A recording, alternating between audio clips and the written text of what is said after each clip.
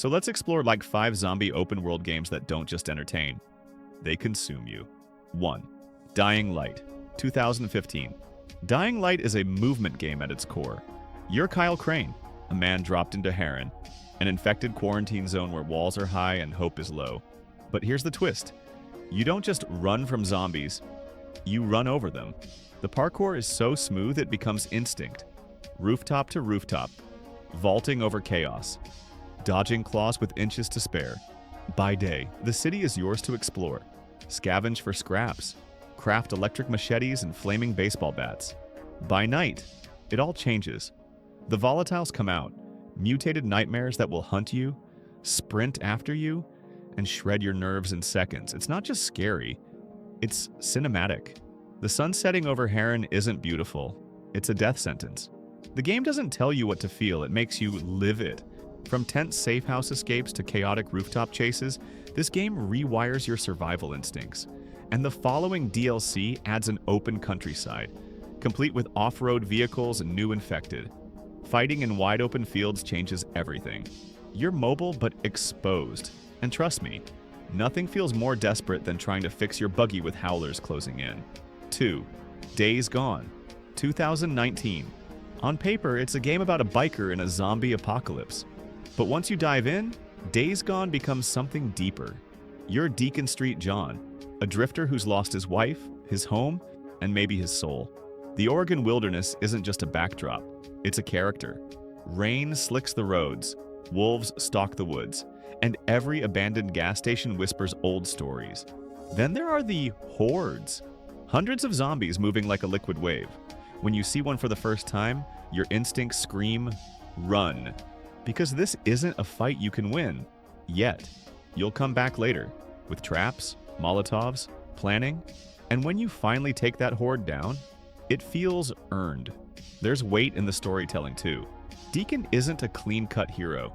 He's broken, flawed, angry, but through the journey, you begin to see slivers of who he used to be, and it's that slow-burning emotional payoff that makes Days Gone unforgettable.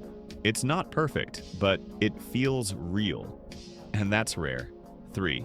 State of Decay, 2018. This is less about you and more about the people you protect. State of Decay 2 puts you in charge of a survivor group in a procedurally generated apocalypse. You build homes, forge alliances, gather medicine, fight off infestations, and if someone dies, that's it, gone. No respawns, no do-overs. Every survivor has traits, skills, flaws. Your mechanic might be a former criminal. Your medic might be addicted to painkillers, and managing these people feels stressful in the best way. You're not a lone hero. You're a leader balancing food, morale, and firepower. The tension ramps up when you leave base. Do you bring your best scavenger, risking them to get supplies, or go alone and maybe die in silence behind a gas station dumpster? And then there are the blood plague zombies.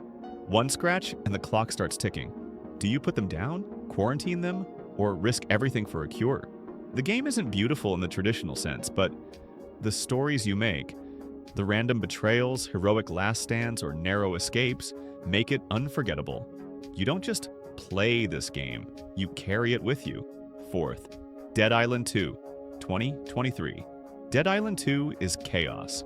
Pure, blood-soaked, sun-drenched chaos, and it knows it. You're in Hell A quarantined Los Angeles bursting with zombies, sarcasm, and neon-soaked insanity. This isn't about survival, it's about style. The flesh system makes combat visceral. You don't just kill zombies, you dismember them, watching skin peel, bones shatter, and organs spill. But don't mistake gore for mindlessness. Each weapon has weight, impact, customization. You can electrify a golf club and turn an undead fight into a punk rock concert. Environmental kills let you drop water on zombies and fry them with a car battery. It's hilarious and tactical. The writing is sharp, the characters are over the top, and the pacing? Smooth. Quests are bite-sized but packed with personality, from Hollywood studios turned death traps to influencer mansions filled with zombie fans. If you're looking for fun, fluid, unapologetically ridiculous zombie action, Dead Island 2 doesn't just deliver, it explodes off the screen. 5. Project Zomboid. This is the most realistic zombie game ever made. There are no cutscenes, no main characters, no missions, just you, a town, and an infection that spreads like a rumor in the dark. Project Zomboid simulates everything. Weight, stamina, weather, mental health. You'll stress eat after trauma. Burnout from boredom. Forget to cover a window. And that's it. One mistake. You're done. Combat is clunky. On purpose. You aren't a warrior. You're a former librarian trying to kill a zombie with a frying pan. And when you do survive for weeks, fortify a base, build a farm, maybe even a life, you get complacent. And that's when the game kills you. No two deaths are the same. One time I died from a ladder fall. Another from food poisoning. Once, a mouse bite got infected and ended a month-long run. The map is massive. You can drive from one town to another listening to radio broadcasts, watching the world slowly go silent. And if you play in multiplayer, friendships are forged, trust is tested, and betrayal, always an option. Project Zomboid is not a game about winning. It's a game about how you lose, and why, despite everything, you keep coming back. Zombies are a genre, but these games, they're experiences. They push different emotions: fear, grief, triumph, chaos, strategy. Some give you power. Others remind you how fragile you really are. So whether you want to fight a horde, build a community, or just survive one more day, there's something in these games that feels human. Which one's your favorite? Which one do you think deserves to be here? Let me know in the comments. And if you like this deep dive, you know what to do. Like, sub, share, and stay safe out there. Because in these worlds, one mistake, and you're already dead.